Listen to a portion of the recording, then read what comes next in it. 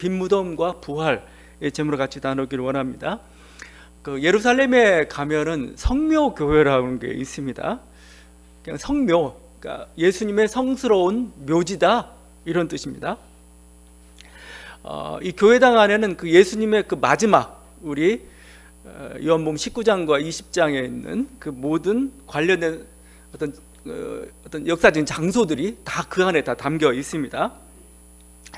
뭐 대표적으로 그 십자가가 섰던 골고다 언덕 있죠? 골고다 언덕이 그 성묘 교회 안에 있습니다. 그리고 그 아래쪽에 주님의 그 시신을 이렇게 뉘었던, 그래서 오늘 향품을 발랐다고 하잖아요. 그 그곳 어떤 우리가 도유석이라고 하는데 그게 바로 그 아래쪽에 있습니다. 거기서 한 40m 정도만 가면은 그 예수님의 시신을 매장했던 성묘가 있습니다.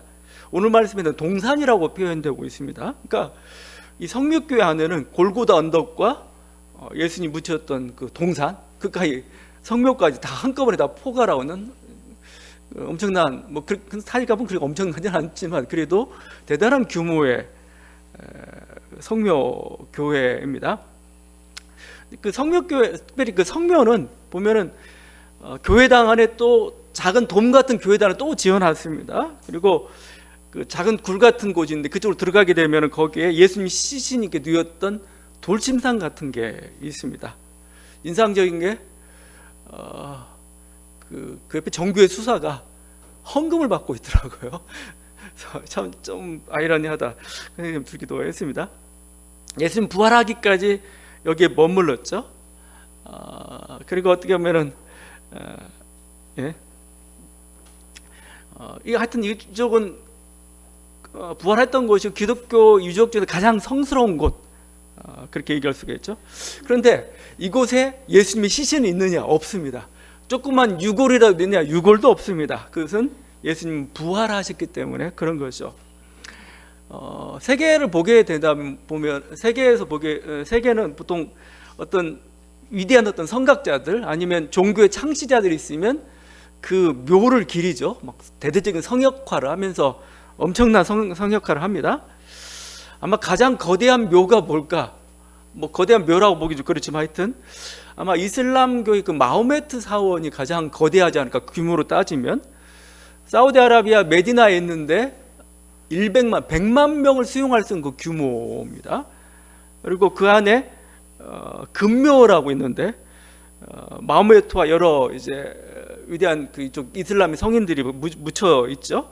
그 금격자 창으로 이렇게 다 만들어 놓은 그런 곳이죠.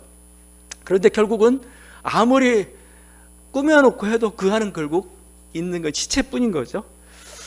거대한 피라미드도 사실은 그게 그 안에 있는 건 미라입니다. 미라 하나를 보호하기 위해서, 보존하기 위해서 미라의 어떤 놀이터라고도 하죠. 결국 무덤에 불과한 거죠. 이게 불교도 마찬가지입니다. 불교도 이게 부처님의 진신살이라는 것은 도대체 얼마나 나왔는지 모르겠어요. 전 세계에 없는 곳이 없어요. 다 부처님의 진신살이라고 이렇게 하고 있는데 뭐 좋아요. 그래서 그게 아무리 신령하다 할지라도 그래도 그것은 죽음의 하나의 흔적일 뿐인 거죠. 그런데 예수님의 묘에는 시신도 없고 죽음의 흔적조차, 그림자조차 없다고 지금 오늘 말씀 선포하고 있죠. 그것은 예수님이 부활하셨기 때문에 그렇습니다.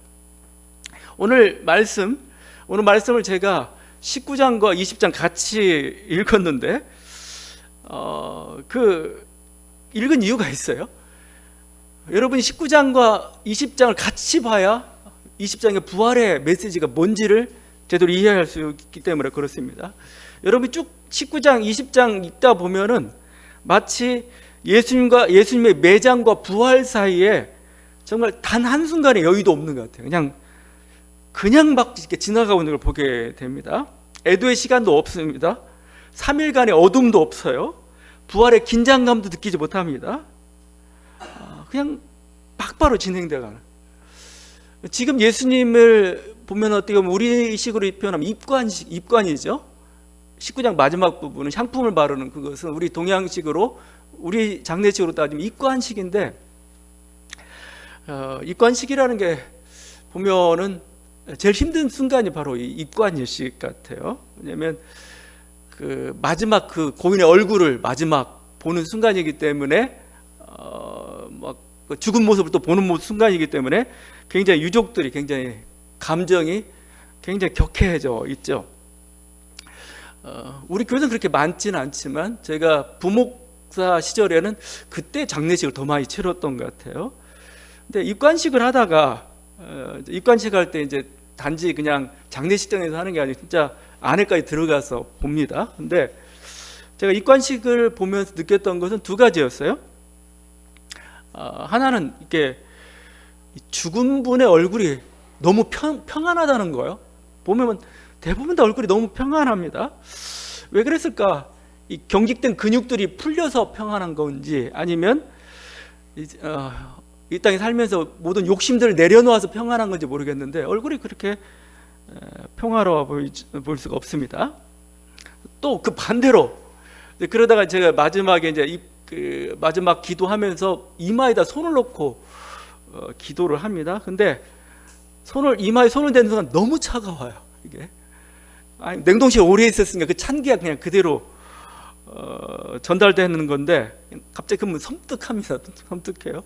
사람은 온기가 있어야 사람인데 온기가 없이 이렇게 차갑다는 게 예수님의 시신도 이렇게 싸늘했을까? 그 싸늘한 시신을 만지면서 굉장히 사람들이 어떤 그 여러 가지 슬픔과 복받치는 감정과 그 모든 것들이 일어날 법도 한데 안 그래요. 지금 마지막 염을 하는 장면입니다. 지금 근데도 불구하고 굉장히 오늘 말씀은 담담합니다. 오히려 제가 지난 시간에 그 작품 하나 설명했듯이 그리네발트의 그 십자가 장면에서는 예수의 어머니 마리아가 실신해 있습니다. 실신했죠. 그런 마리아의 모습도 없어요. 오늘 요한이 전하고 있는 그 모습 속에서는. 자, 우리가 지금 요한의 그 전하고 있는 그 마지막 모습을 좀 계속 쫓아가 보더라고요. 오열하는 사람도 없잖아요. 그리고 뭐 후회하거나 뭐 진정 의인이었다 하면서 가슴을 치는, 너무 안타까운 죽음이었다 하면서 가슴을 치는 사람도 없습니다. 다른 복음서에도 무슨 얘기가 나오냐면은 지금 안식일이 급박하고 지금 안식일은 아무 일도 못하죠. 그러니까 미처 향품을 준비하지 못했던 여인들이 막 그 짧은 시간에 향품을 준비하기 위해서 부산을 떠는 모습이 나옵니다. 그럼 부산함도 나타나지 않아요. 마치 그냥 재빨리 일 처리하듯이 삽시간에 새 무덤이 마련이 되고 지금 예수님 몸에는 몰약과 침량이 그 지금 100리트나라고 하죠. 그걸 바르고 있습니다. 100리트나는 34kg입니다. 34kg. 엄청난 분량이에요.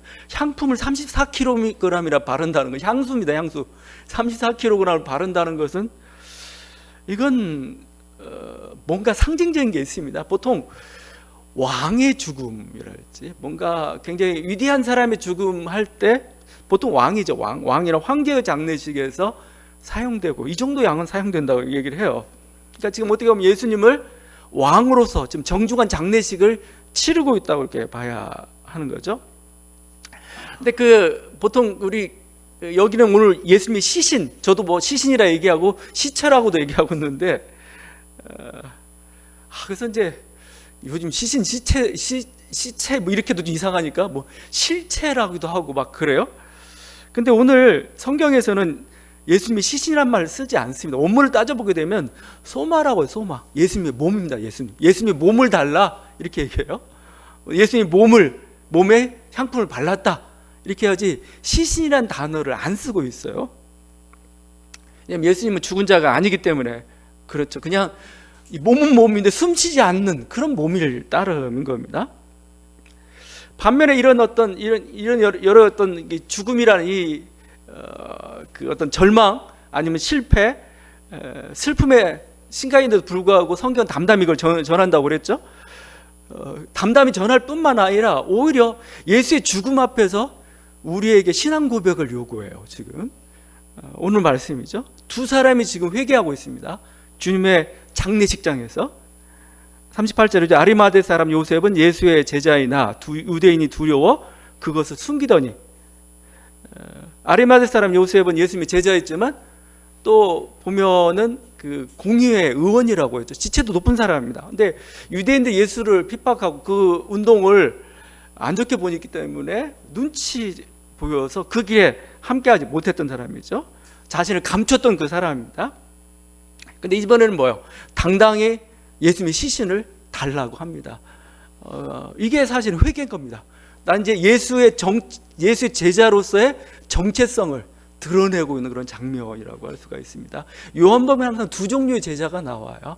처음부터 사랑받는 제자처럼 충실히 예수를 믿고 따른 사람이 있는 반면에 미적미적하고 있는 그런 사람들이 있습니다. 그 중에 한 사람이 아리마대 사람 요셉이었고 그가 지금 주님 앞에 나오고 있습니다.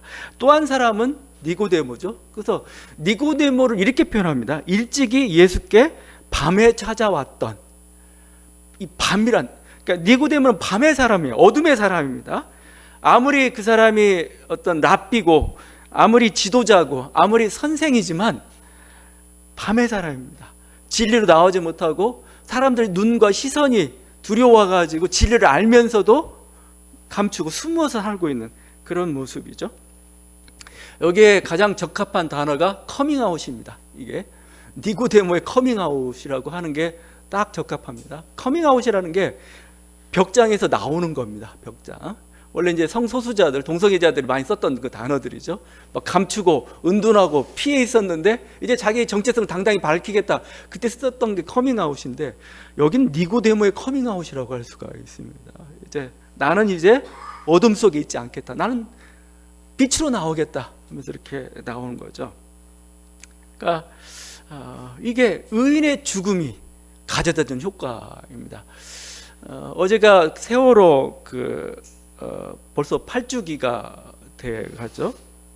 4월 16일. 근데 하여튼 그 어린 학생들의 죽음이라는 그 사건 앞에서 보여요.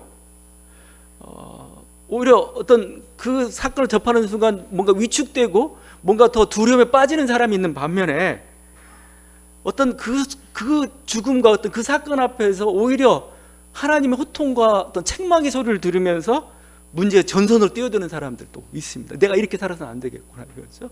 나 때문이구나. 근데 마치 지금 니고데모가 그렇게 예수님께 나오고 있는 거죠. 예수님은 그 죽음의 그 순간, 그 순간에도 뭐죠? 우리들에게 그냥 어떤 패배와 어떤 실패, 그게 아니고 그 죽음을 통해서도 뭐죠? 우리들에게 우리 자신의 정체성을, 우리 자신의 생각들을, 우리 자신의 모습들을 이렇게 나타낼 수 있는 하나의 충격을 주고 있는 거죠. 그 기회를 주고 있다고 볼 수가 있는 거죠. 두 사람은 그렇게 나아가고 있습니다. 이제 부활의 순간에서도 주님께서 요구하는 건 역시 똑같이 하나의 그 믿음의 사람의 모습입니다. 지금 시간은 지금 금요일 오후에서 순식간에 지금 부활절 새벽의 아침으로 지금 바뀌고 있죠.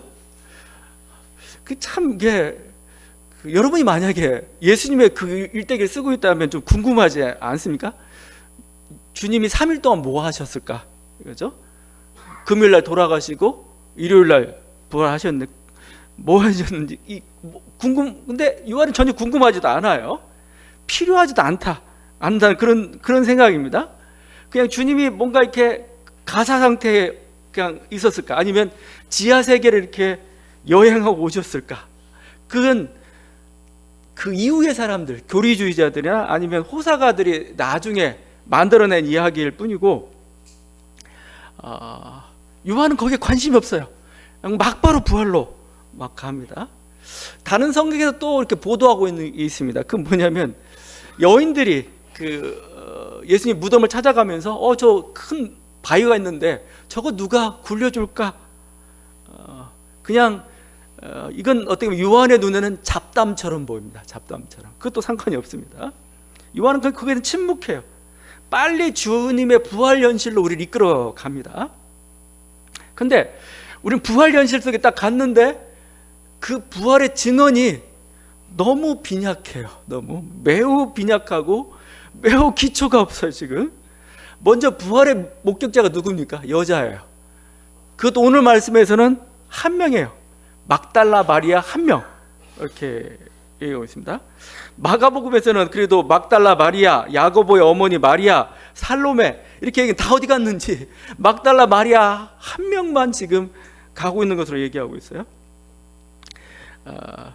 그 어떤 남성이나 아니면 유력한 제자들이 증언하지 않고 여인들이 부활의 첫 목격자라는 사실은 그 예수님의 부활이 정말 얼마나 허약한가, 그렇죠? 허약한 기반에 서 있는지를 보여주고 단 한 명뿐이라는 것도 그렇다는 거죠.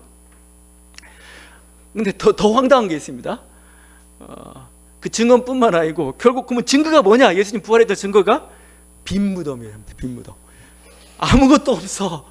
시신이 있어야 되는데 아무것도 없어. 이게 증거라고 이렇게 내놓은 거예요. 이러면 어떨까요? 많은 사람이 보는 앞에서 예수님이 떡하니 막 갑자기 뿅 하고 나타납니다. 부활의 몸을. 자, 나는 부활했다. 가장 효과적이잖아요. 가장 효과적인데 그런 방식을 취하지 않았습니다. 최소한 나사로처럼 이렇게 세마폰을 동인 채 동굴문을 열고서 사람들 앞에 이렇게 나 살았다고 나오면은 사람이 다 믿을 거 아니에요. 그 방식을 취하지 않아요. 이 부활의 첫 증언이, 부활의 첫 사건이 빈 무덤이라는 것은, 무덤이 비었다는 것은 모든 복음서가 다 전하는 바입니다. 마태, 마가, 누가, 요한 전부 다 부활의 첫 사건은 무덤이 비었더라 이거요. 어떻게 보면 이게 이 주는 메시지가 있습니다. 이게 우리 믿음에 대한 도전입니다. 우리 믿음에 대한 하나의 시험입니다. 이 미약한 증거 앞에서 믿을 거냐 이거 믿을 거냐? 이걸 믿어야 됩니다. 그래야 진정한 믿음이라고 얘기하죠. 누구나 이렇게 빤히 알 수 있는 사실은 누구나 다 믿어요. 빤히 알 수 있는 사실은 누구나 다 믿는데 이게 이 미약한 증거, 단순히 어떤 하나님만 말씀에만, 사실은 결국 그 말씀에만 의지해서 믿는다는 거죠. 주님은 어떻게 보면은 빈 무덤을 통해서 우리들에게 그것을 요구하고 있다고 생각을 해요. 그러니까 물론 사실은 어떻게 됐는지 우리는 몰라요. 사람들 앞에 공개적으로 나타난 승천할 때 공개적으로 하셨으니까 여러 모습이 어떤 식으로 진행이 되는지 모르겠는데, 최소한 요한이나 복음서가 빈 무덤이라는 걸 먼저 증거할 때는 그게 하는 메시지가 있다는 겁니다. 그건 뭐예요? 어떻게 보면 저는 그게 그러니까 예수님의 부활을 목격하지 못한 사람들을 하나의 배려이기도 한 것 같아요. 그들이 부활을 어떻게 지금 만나고 있느냐는 거죠. 우리는 부활한 예수를 보면서 믿는 거 아니에요. 그냥 증언을 보고 증언을 믿는 것이죠. 이는 마치 저는 엠마오 도상에서 예수님을 만났던, 부활의 예수님을 만났던 그 상황이 우리의 상황이라고 생각을 해요. 옆에 예수님이 계셔요. 예수님이 계신데도 불구하고 몰라봐요. 그래서 부활의 예수님 분명히 계셔요. 계신데도 불구하고 몰라보죠. 근데 드론드론 얘기를 나누다가 이분이 말씀을 풀어주는데 마음이 뜨거워요. 뜨겁고 그래서 같이 식사하자고 식사를 하는데 그래서 갑자기 눈이 열려가지고 예수님을 봤는데, 예수님 보는 순간 예수님은 사라져버리고 없어요. 예수님은 찰나의 경험으로 이렇게 본 것뿐입니다. 그게 어떻게 보면은 이게 신앙이라고 봅니다. 우리의 신앙. 우리는 복음 믿는 거 아니에요. 사실은요. 복음 믿는 게 아니고 우리는 말씀을 믿는 겁니다. 뭘 봤느냐? 본 건 사실은 조그마한 사인일 뿐인 겁니다. 조그마한 작은 사인만 봤을 뿐입니다. 작은 사인을 보면서 결국은 여기서 말씀이 생각나서 말씀에 입각해서 이제 언제나 믿음을 갖게 되는 거죠. 그래서 부활절은 사실 부활을 증명하는 날이 아닙니다. 우리의 믿음을 요구하는 시간입니다. 너 믿을래? 그래도 믿을래? 이겁니다. 그래도 정말 믿느냐? 우리들에게 지금 묻고 있는 거예요. 빈 무덤인데 이게 다 증거가 다인데 너 정말 믿을래? 이거예요. 자, 그래서 지금 성경의 시선이 어디로 가고 있냐면은 이제는 베드로하고 사랑하시는 제자한테 좀 가고 있습니다. 이들이 이제 시험 대상이 됐어요. 지금 마리아로부터 이제 무덤 문이 열렸고, 그 다음에 예수님의 시신은 어디 갔는지 모르겠다. 그리고 이제 그 소식 듣고 두 사람이 막 달려갑니다. 달려가는데 성경은 재밌죠? 사랑받는 제자, 우리가 요한이 먼저 달려갔다고 얘기합니다. 더 빨리 달려갔다고 얘기해요. 달리기 실력이 좋아서 그런 건가요? 요한이? 베드로보다 건강하고 더 젊고? 아닙니다. 주님을 더 사랑했기 때문에 그래요. 마음이 급한 거예요. 마음이. 그러니까 먼저 달려간 겁니다. 이게 나중에 그 디베레 바닷가에서 세 번째 예수님을 만나요. 세 번째 예수님을 만나는데 예수님이 멀리 떨어져 있는데 그걸 알아본 사람이 요한이에요. 어떻게 알아봤어요? 사랑하기 때문에 알아본 겁니다. 그냥 사랑한 사람은 보고서 하는 게 아니에요. 느낌으로 하는 거예요. 느낌으로. 먼 거리가 있는데 분위기만 보고 알아야 돼요. 분위기 보고 모른다? 사랑한 사이 아닙니다. 저게 내 마누라야? 저게 내 남편이야? 아이고, 이런 이게. 그러니까 머릿속에 확 박혀있고 관심이 늘 간다는 거잖아요. 작은 신음소리도 들려요, 그게. 지금 그래서 요한이 더 빨리 달려갔다 지금 얘기를 하고 있는 겁니다. 무덤에 도착해서는 요한이 안 들어가요. 사랑받은 제자가 안 들어가고 베드로를 기다림. 이 장면도 참 재밌죠. 왜냐하면 사실 부활의 첫 목격자로서 그 위대한 명성은 베드로가 받아야 돼요. 실제 그렇게 얘기하죠. 게바에게 먼저 나타나시고, 이게 초대교회 증거지기 때문에 요한이 그런 거예요. 내가 먼저 갔지만 저기 수석이니까 수석이 먼저 봐야 되지.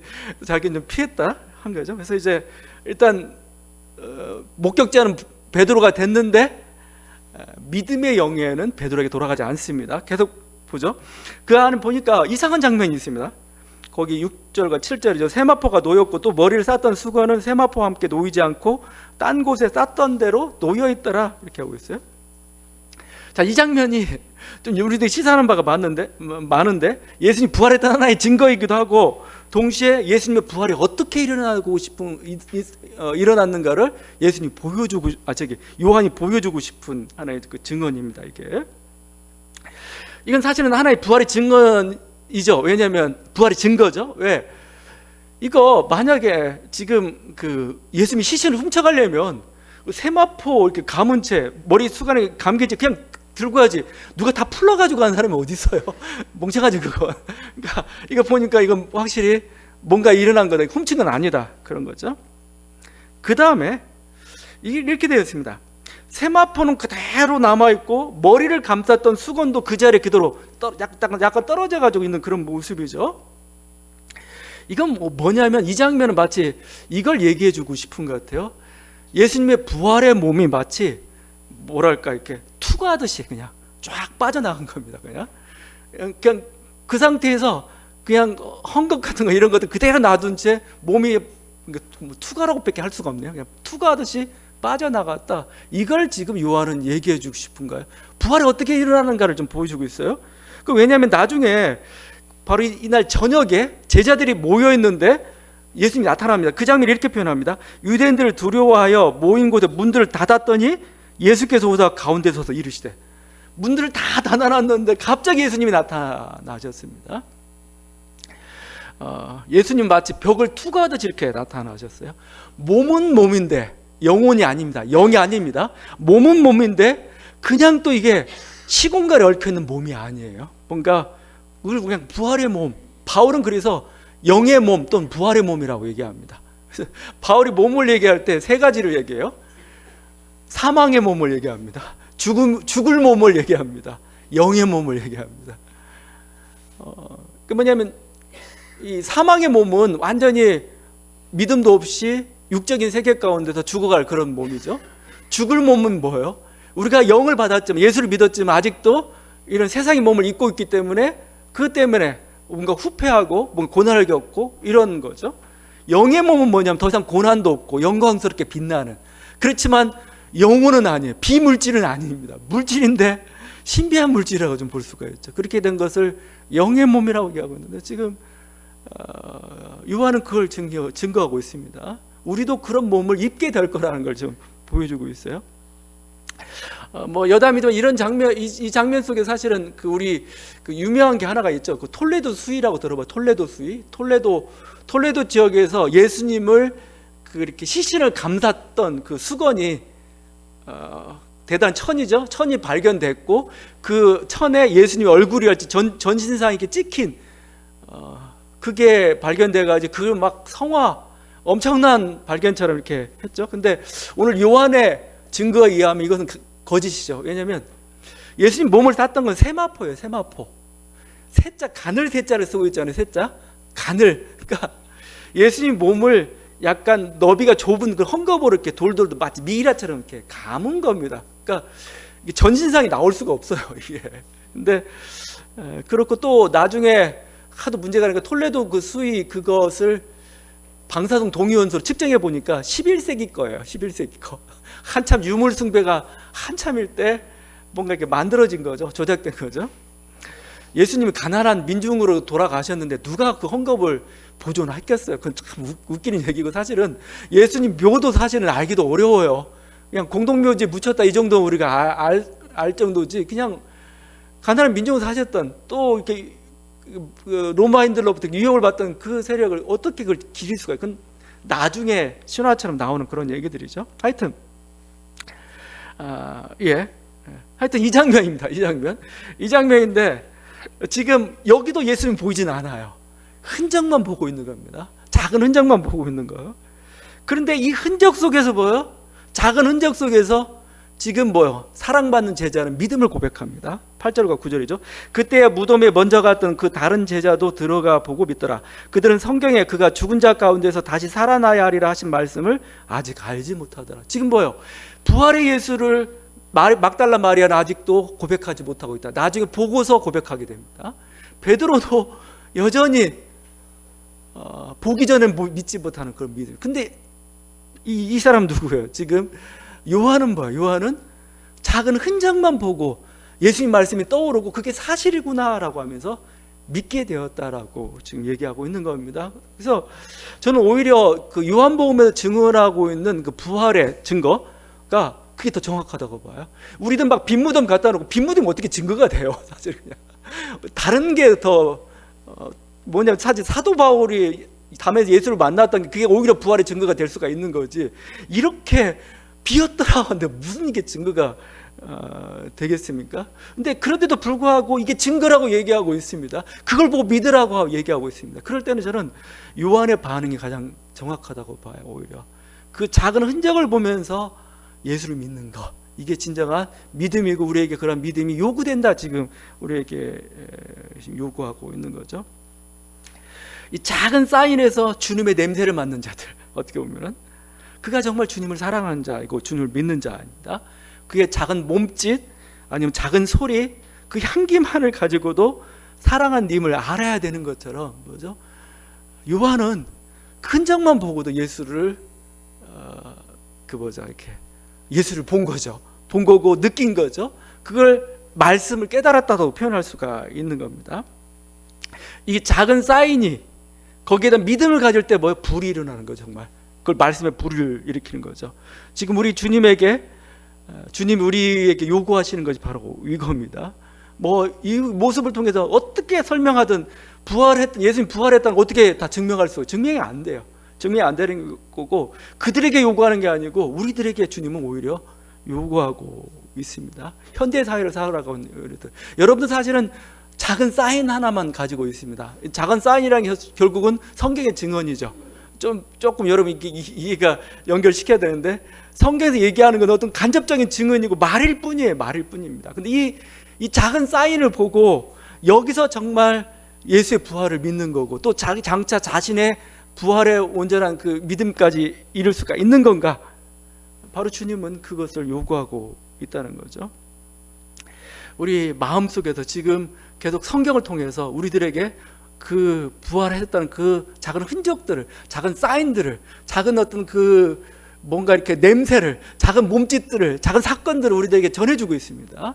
우리는 그 사건 속에서 예수님의 부활을 보아야 될 것이고 그 신앙을 고백해야 될 것입니다. 이게 직접적인 성경의 증언일 뿐만 아니라, 그렇지 않고 아니면 우리의 삶 속에서 그 작은 쌓인것 같은 사건들이 일어날 때가 있습니다. 그냥 그 사건들에서 그냥 이건 우연히 만난 거야, 진짜 예수인데도 불구하고 우연히 만난 거야, 진짜 그 우연으로 끝나버리는 거예요. 근데 뭐죠? 그게 우연이 아니었던 거, 진짜 예수였던 거죠. 우리의 마음을 열고 우리 언제나 믿음을 고백했을 때 우리는 예수를 보게 될 것이라는 그 메시지, 바로 이 메시지가 바로 오늘 빈 무덤에 전하고 있는 부활의 메시지입니다. 여러분 다시 한번 이 작은 사인 속에서 여러분 온전한 말씀의 불이 일어나서 온전한 확신으로 온전한 믿음으로 나아갈 수 있게 간절히 바랍니다. 기도하시겠습니다.